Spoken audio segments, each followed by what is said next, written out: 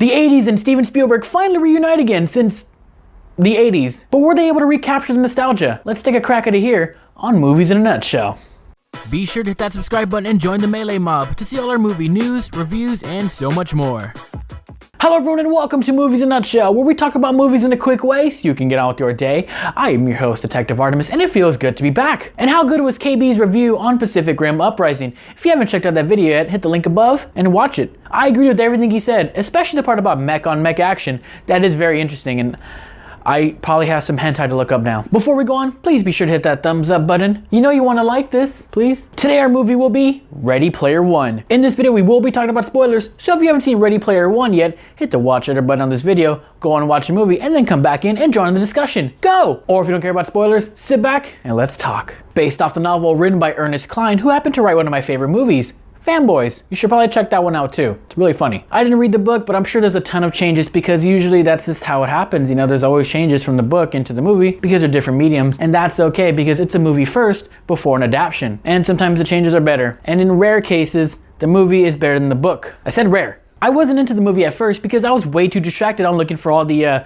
movie and video game pop culture references, just like in Wreck-It Ralph or even the South Park Imagination Land episode. But after the first 20 minutes, I was slowly becoming invested and interested in what was going on in the characters. I really like the chemistry between the main characters because in the real world, they probably wouldn't even hang out or even acknowledge each other because they were just so different. But in the video game, they were just united and they're all friendly and stuff. So the real lesson is, it is the video games that bind us. I thought it was kind of funny how people would spend hours or even days in the Oasis just kind of standing around and just, you know, fucking into the game and really not shown to be doing anything else like go to work or school. So after they turned it off, they just went to sleep and start all over. I mean, I get that. That's, you know, that's some classic gaming things you do. Vacation from school, that's all I would do. So I guess it makes sense. But if they weren't going to work or school, then how are they able to pay for their homes or whatnot? I mean, I know you were able to pay off your real world debt in the Oasis, but I think, right? Also, how was it that the poor folks in the trailers, like they were able to afford such high-tech VR? I mean, does it come with your trailer when you buy it? Does it come with your home? Does everyone get one when they're born? Did you just pass them out like at like government phones? I mean, maybe I'm nitpicking or I might have missed these details, but the movie doesn't really say it, or I might have missed it. I should probably stop drinking. Nah.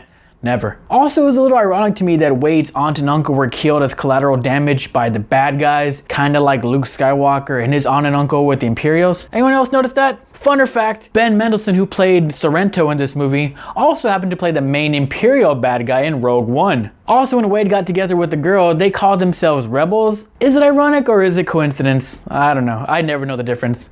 Ooh, sweet rhyme. Hey, write that down. Also, why did the girl's name have to be Artemis? I know her spelling is the proper spelling of the Greek goddess of the hunt, and my spelling is different because I wanted to not be a goddess. But you know what? I'm the only Artemis here, and I cringed every time Wade called her Artie. No, I am the only Artie here, you motherfucker. My favorite scene is where they went to the Shining Hotel. I thought that was beautifully shot, animated, and written. Also, it looked like they were actually able to capture some of the actual shots from the movie and put it into this one. I don't know how they did it, but it looked great. I loved every moment of it. Also, at the end where we get to see the Iron Giant fight Mechagodzilla, that was pretty badass. I mean, did you think you'd see that in your life? No, that's like the type of scenario you make up when you're fucking playing with your action figures. The pacing of this movie was really good, and it didn't feel like it was nearly 2.5 hours long, like it was. So thank you, Mr. Spielberg, for being a master director. Rarely makes a bad movie. Rarely. Love that guy. I really enjoyed the ending of this movie because it felt like a classic adventure ending. They find the treasure, the bad guy gets arrested, they all live happily ever after, and you leave the theater pretty satisfied. It doesn't always have to be a deep, thought-provoking type of ending. Sometimes it's better just to keep it simple, and less is more. And the theme of the whole movie was pretty simple. Get off your phone so much, and go play outside. But I mean,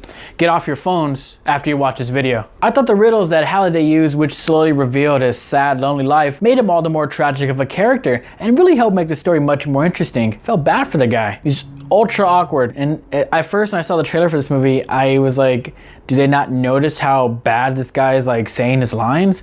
But then it all made sense when you watch the movie. Brilliant directing. Steven Spielberg, I love you. Now it's time to rate the movie, so let's take a look at the rating system. Starting with the best from the left, we have awesome must watch, damn fine movie, ooh, new colors, good dumb fun, watch when you're bored, and avoid at all costs. To me, the movie had a slow start, but after the first act, it really started to pick up. I started to invest in the characters, wanted to know what the Easter egg was. I just cared. And when it got to the end, I was like, yes. I also enjoy trying to look for all the Easter eggs and movie references I can find in pop culture, but there's just so many and I missed a shit ton. But I got a lot. I enjoyed this movie way more than I thought I would, and I really can't wait for Ready Player 2. Oh, come on. You know what's gonna happen. So I hereby declare Ready Player 1 a damn fine movie. So what do you guys rate the movie? Vote on the poll above my head. Where's the poll, you ask? Tap the screen, hit the I button, and cast your vote. Simple. Also, what's your favorite Easter egg in a movie or a game? Let me know in the comments down below, and don't forget to leave a like, share, and subscribe to this amazing channel. I am Detective Artemis, and ninjas don't hug.